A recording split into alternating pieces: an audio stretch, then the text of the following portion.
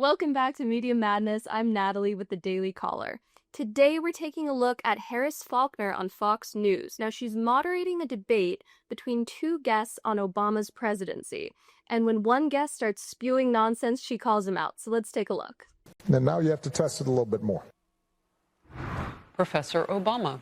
Power panel, Marc Thiessen, former White House speechwriter and Fox News contributor, and Patrick Murphy, former Pennsylvania Democratic congressman, and he served the great military. We appreciate that. So, Mark, I don't know, do they want a lecture from Obama on the left? If you want a path out of the political wilderness, the last person you should follow is Barack Obama. So Barack Obama's presidency was the moment that the Democratic Party abandoned Clintonian centrism for left-wing radical politics. And it was a disaster for the Democratic Party. I actually went back and looked at the numbers, Harris. During Barack Obama's 8 years in office, Democrats lost 1,027 elected offices across the country. They started out his presidency with a 60-vote filibuster-proof majority in the Senate and a 257-vote majority in the House. They lost 12 Senate seats and 63 House seats, thanks to Obama. At the state level, they lost 939 state legislative seats and 12 governorships. And, of course, the final verdict of the American people on the Obama presidency was they elected Donald Trump, and they did it with 8.3 million people who voted for Obama and switched their votes to Donald Trump. So this is not somebody who you want to be leading you out of the political wilderness, because he led them into it. Marc Thiessen coming with the facts, the receipts. Of course, this is totally true. Obama was sold to the American public as sort of a moderate guy who was going to usher in a new era of American harmony, and we were all going to sing Kumbaya and hold hands. None of that happened. Instead, what you see under Obama is this new strain of racial grievance politics, which never quite dissipated, even after he left office. Just look at the Black Lives Matter riots in 2020. It's the whole thing. Patrick, your rebuttal. He's coming with the facts, but he's talking about electoral politics. And, Harris, what I like to talk about is Barack Obama is one of the most successful presidents we had.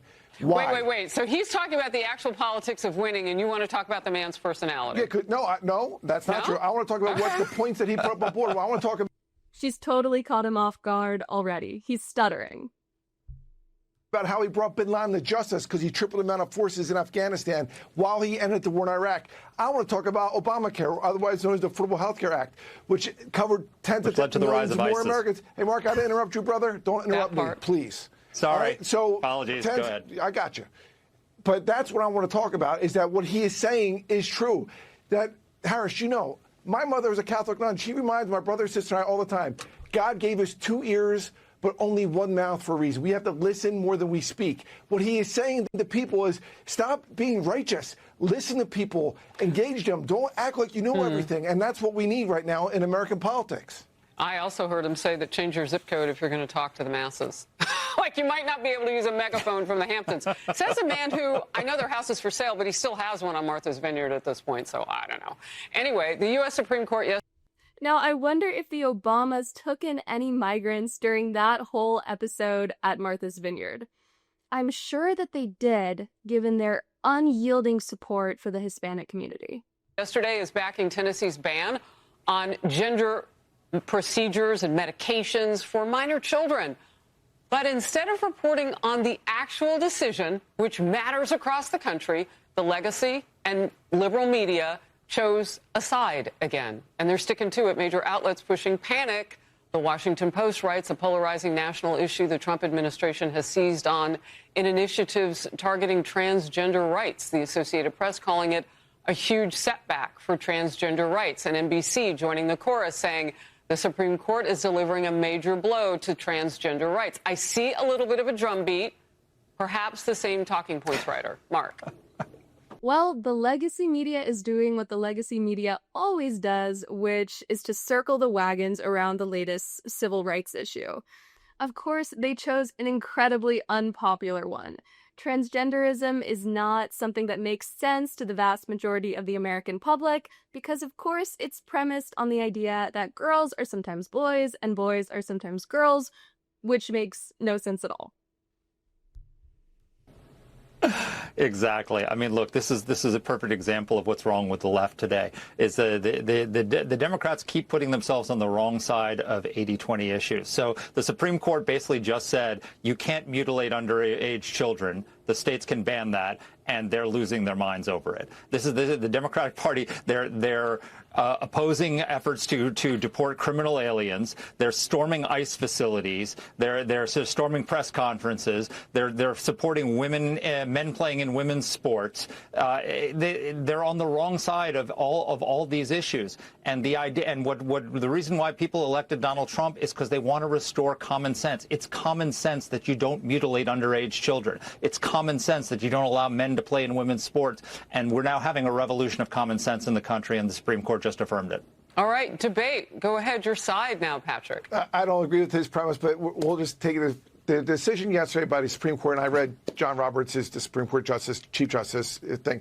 He's basically saying, hey, listen, we obviously allow minors in America. We don't allow them to drink beer. We don't allow them to carry guns. We don't allow them, we even give them a curfew. This is very limited, saying this, you can't take puberty blockers. Mark, nobody is for mutilating people. I mean, come on, brother, come on. What they're They just had an entire court case over the right to mutilate children. Saying is, yes. That's what puberty blockers are for minors. Again, I know you love literally what it is. But please don't do it. I didn't do it to you, okay? All I'm saying is this, is our Constitution, it says we are all created equal. But again, there's limits on that. And there's limits when you're a child that you can't take puberty blockers until you become of age of 18. And that's all it was saying. And Chief Justice Roberts was saying in the 63 decision, hey, listen, we don't have all the answers here, but states do have a right under the 10th Amendment to give certain restrictions, including to minors who want to get puberty blockers because they are. So there. I mean, this issue is very simple. You see Democrats using the language of complexity and we don't have all the answers.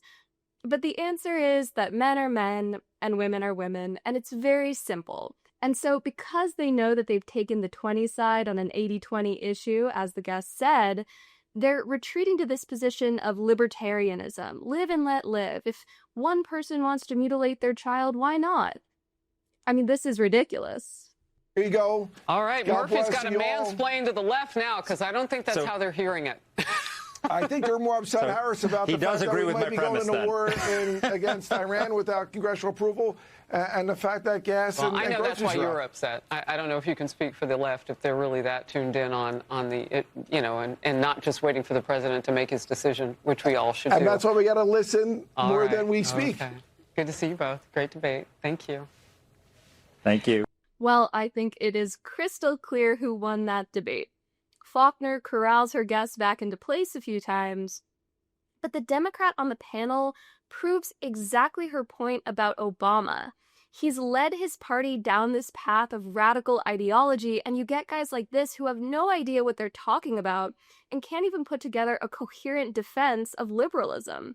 Obama was supposed to usher in 1,000 years of liberalism, and we were going to have trans rights, and we were going to have furry rights, and who knows what else. And instead, you see this amazing pushback from conservatives electing Donald Trump and all of his executive orders now that he's in office. But who do you think won the debate? Let me know in the comments below. Be sure to like this video, and if you want more like this, subscribe to this channel, and I'll see you in the next one.